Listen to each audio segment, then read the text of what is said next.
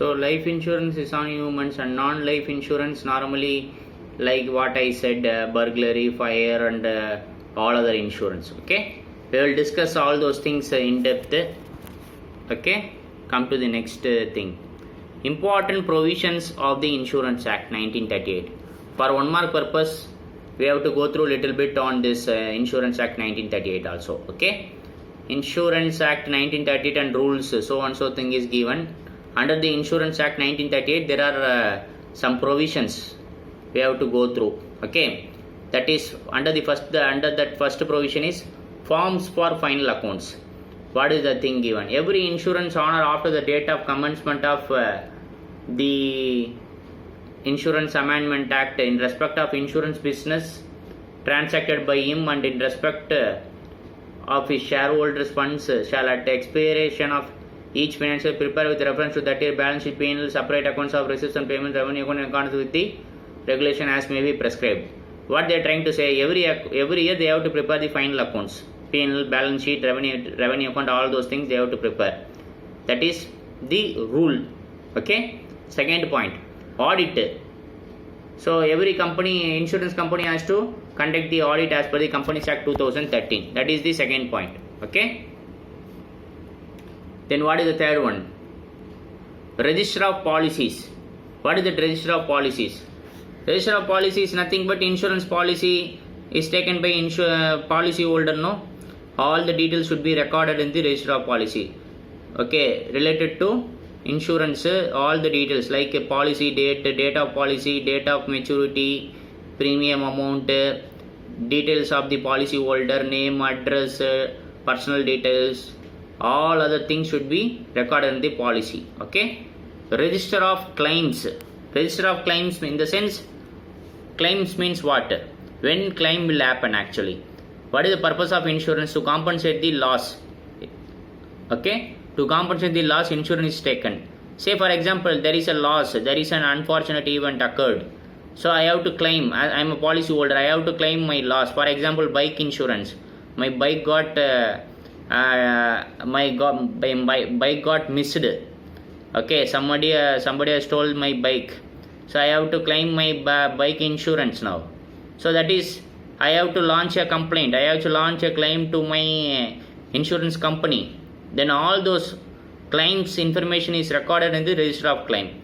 So how many, for example, how many claims pending, how many claims settled, how many claims rejected, how many claims in litigation stage, all these things should be discussed. Okay, that is register of, all these things should be registered under the recorded register of claims. Okay. Approved investment. What is it? Approved investment. I am an insurance company, I am collecting premium from my policy holder, I am having lot of amount as a premium. Okay, what I should do? I should not keep this amount idle, I have to invest somewhere. My profits I have to invest somewhere.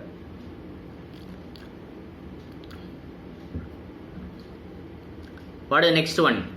Payment of commission to authorized agents. Of course, normally insurance policy is taken through agents. So if agent is helping insurance company for getting policies, then insurance company has to pay commission to those agents, right? All those related things is regulated, related information is given under this thing here. Okay. So what is the next one? What is the next one?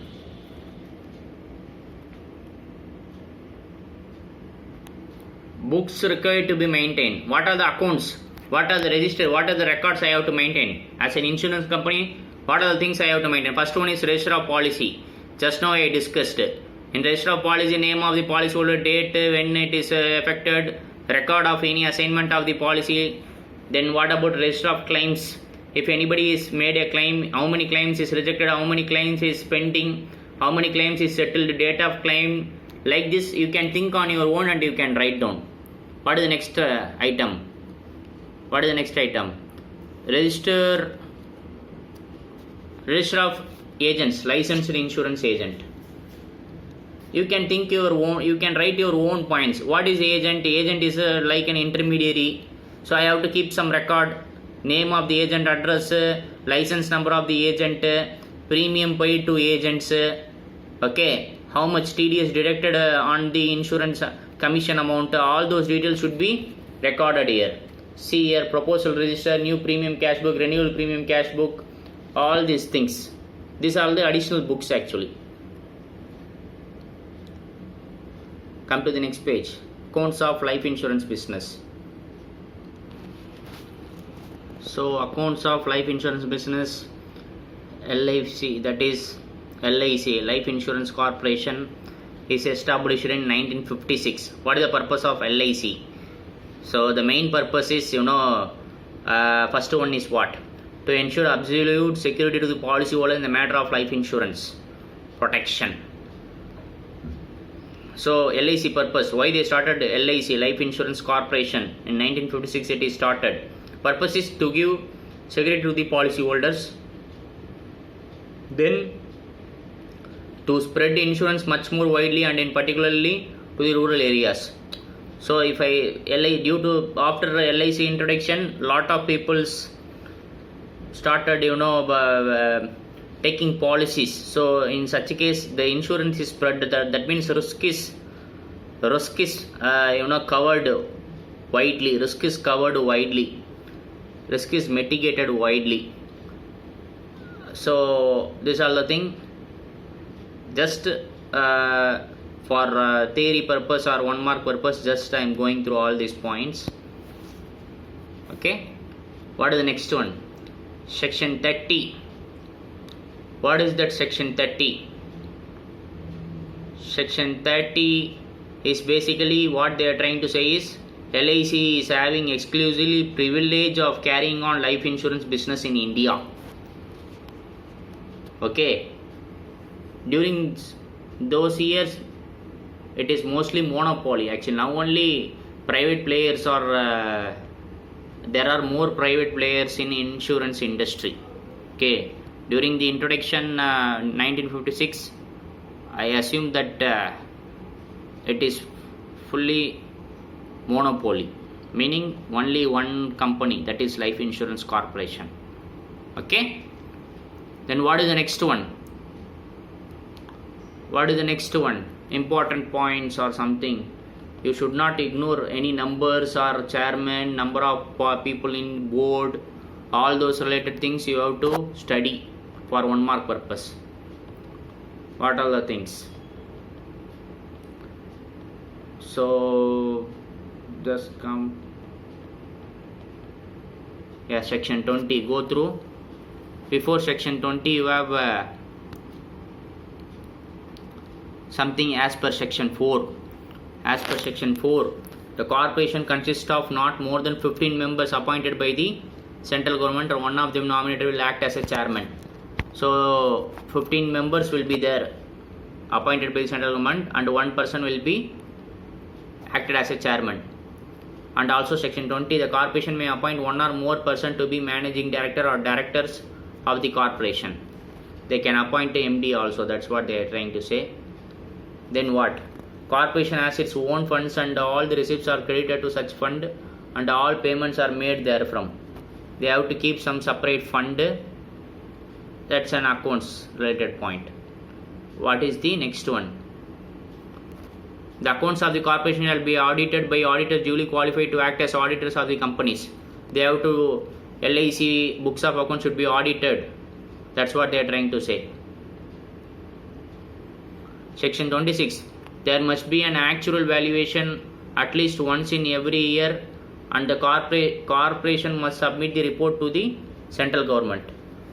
Please note this point. There must be an actual valuation. We will discuss what is this actual valuation, and it is actually at least once in every year, or I think at least twice in at least once in every year. At least no, it is not at least once in every year, it is at least once in every 2 years. We will discuss that. The explanation will be given below. We will discuss which one is correct. Okay, we will also discuss what is actual valuation. We will discuss that. What is the next one?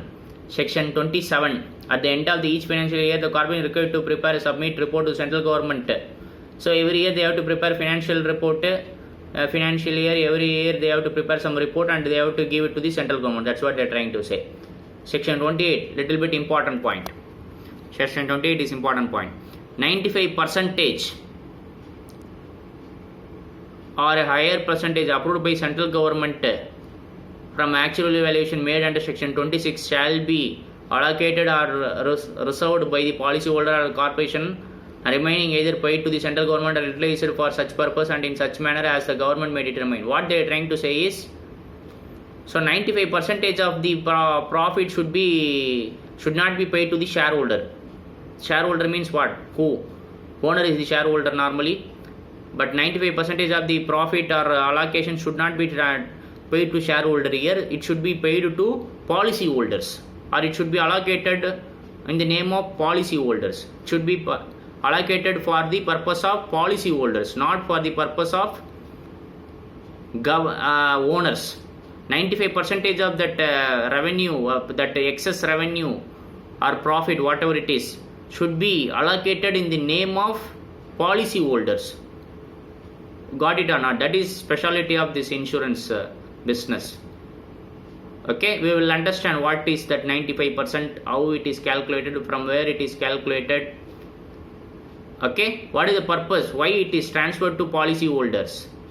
Because insurance company is generally, making profit, means that does not they are not eligible to enjoy all the profit immediately, because insurance normally taken for it is not taken for only 1 year. Insurance is taken for many years. First year they may make profit, insurance company make profit first year, but second year also they will make profit, third year also they will make profit, fourth year what will happen? Suddenly there is a huge loss, there is a natural calamity, or there is a big accident. In fourth year they have to repay the liability, they have to settle the insurance amount. Okay, they have to incur huge expenses.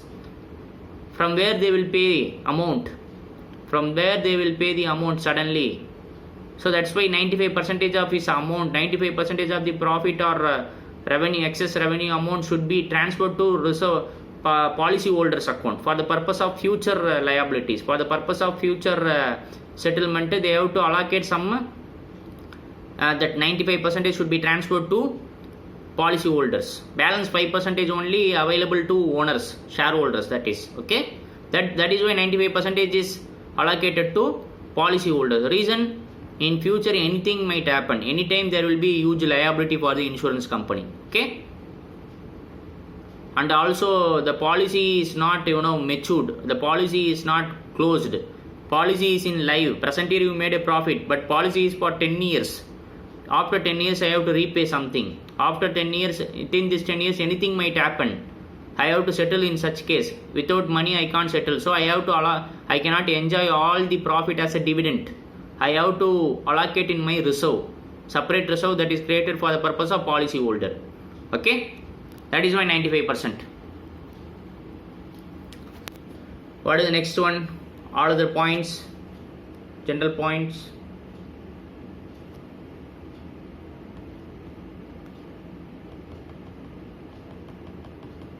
Again, type of policy, whole life policy, as I said, only there is a death, then only amount is paid, otherwise nothing will be paid. Whatever the policy premium is paid will not be repaid, will not be reimbursed. But in case of endowment policy, something will be paid to the policy holder on a monthly basis or yearly basis. Okay, endowment policy, that is endowment policy. Annuity business, every year insurance company will pay something. There will be lot of investment scheme on the name of insurance company. Not only they are doing life insurance, they are doing some investment business also. If you invest something every monthly, after some period they will pay us something into return. For example, if you pay 10 lakh, after 10 years they will pay monthly 5,000 or 6,000 every year. Like that, there are many policies. That is annuity business.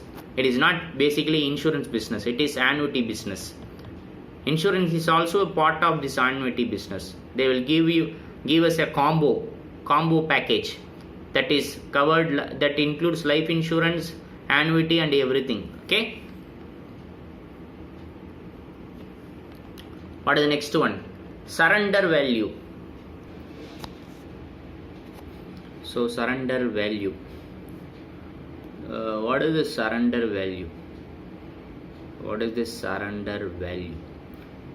Say for example, I have taken a policy for 1 crore rupees and I have to pay every year 1 lakh rupees premium. For next 30 years I have to pay 1 lakh rupees premium. Okay. So first 10 years I have paid my premium, but after that I am not able to pay my premium. So first 10 years paid the premium, but after that I am not able to continue. I am not able to pay the premium. In such case I am surrendering the policy because I am not able to continue this policy and I am not able to pay the premium for the next 20 years. Okay, first 10 years but I already paid. In such case insurance company is already received some amount from the policyholder as a premium. So while surrendering my policy, I am surrendering in the sense it is similar to cancelling, or it's similar to ending up the policy. So in such a case the insurance company will pay some amount to the policyholder. That is surrender value. When I am surrendering my policy, meaning I already paid premiums for the past years but I am not able to continue, I am not able to pay further, so I am surrendering my policy. So whatever I paid in past, out of that some amount they will pay us, they will return to the policyholder as surrender value. Okay, that is the meaning of surrender value. What is given here? In case of life policy, the policy normally has value only when it matures, but to facilitate the promotion of business, insurance company assigns value to the policy on the basis of premiums paid. Insurance company will be prepared to pay such value on the surrender of the policy by a needy policyholder desiring to realize the policy. Therefore, the value is referred to as surrender value. Surrender value is usually nil until at least 2 annual premiums are paid. Amount paid as surrender value is an expenditure and is similar to claims paid. So, insurance company is repaying the amount to the policyholder who is not able to continue the policy. Proportionately they will pay some amount to the policyholder. Okay, there is a formula for that we will discuss later. Come to the next one, paid up policy. What is this paid up policy? What is this paid up policy? A policyholder who has difficulty in paying the premium may be allowed an option to get the policy paid up. In such a case, the policyholder relieved from the obligation of paying the rest of the premium, but he will not get the full value of the policy, which is calculated as follows. So what they are trying to say? Say for example, the policyholder is taken policy for 1 crore. He has to pay premium for he has to pay premium around 1 lakh for next 50 years. Next 50 years he has to pay premium for 50 years. 25 years he paid 1 lakh. Yes, his policy value is how much? 1 crore. Correct? He has to pay premium next 50 years 1 lakh. 50 lakhs he has to pay for the 1 crore policy. Okay? So he paid 25 lakhs. So paid up policy means he paid 25 lakhs premium already, but he is not able to continue, he is not able to pay further. What they will do is, they will reduce the insurance amount. Meaning 1 crore is the policy amount. 1 crore is the policy amount. For that he has to pay 50 lakhs premium. He paid already 25 lakhs. He is unable to pay further. What they will do? He paid already 25 lakhs. His policy value is 1 crore. They will proportionately reduce the policy amount. 50% he paid, right? 50% is already paid. The premium is already paid, right? So 1 crore into 50% how much? 50 lakhs. So he paid 25 lakhs premium for the value of 50 lakhs policy. So the value of policy becomes 50 lakhs now, not 1 crore, because that is called paid up policy. For that there is some formula also given. See here. sum assured into number of premiums paid divided by total number of premium payable. So 1 crore is the sum assured. Total premium payable is 50 lakhs. He is already paid 25 lakhs. 25 lakhs divided by 50 lakhs into 1 crore equal to 50 lakhs. Okay, because 50% is already paid. So 50 lakhs is my revised policy value. Revised insurance amount is 50 lakhs. That is my paid up value. Okay. What is the next one? Bonus. What is bonus? Who will pay bonus to whom? Insurance company will pay bonus to the policy holder. If there is some excess profit or excess revenue at the year end, some bonus, some extra amount is paid to the policy holder. That is bonus. Okay. The amount is paid to some amount is paid to policy holders. That is bonus. But is nothing but sharing the profit of the insurance company. Okay, sharing the profit of insurance company to the policy holders. That is bonus. This bonus contains many types. One is cash bonus. Cash bonus means I am paying in cash. Insurance company is paying to policy holder in cash. Cash means, for example, at the year end 10,000 rupees is paid to each policy holder. That is cash bonus. At 10,000 rupees is bonus. Okay. What is the next one? Bonus in reduction of premium. Sometimes what will happen? Policy holder has to pay, for example, 50,000 every year as a premium. I'm going to pay him 10,000 rupees bonus. Now what I will do, insurance company, I will inform to policy holder, 50,000 you have to pay. I am going to give you 10,000 rupees bonus. Why he is paying 50,000? 50,000 is a premium payable by insured person to insurance company. Bonus is a share of profit payable by insurance company to the policy holder. Correct? What insurance company will say? You have to pay me 50,000. I have to pay you 10,000 for bonus. So 50,000 minus 10,000, 40,000. You just pay me 40,000. Reduction in premium. Bonus in reduction of premium. That is called bonus in reduction of premium. Okay. 50,000 customer policy holder has to pay. 10,000 insurance company has to pay bonus to policy holder. Net 50,000 minus 10,000, 40,000 net policy holder has to pay, because bonus is adjusted with the premium payable by the policy holder. Okay. What is the next one? Interim bonus. If the profit is shared in between the financial year, meaning April to March is the financial year. So after April to September is over.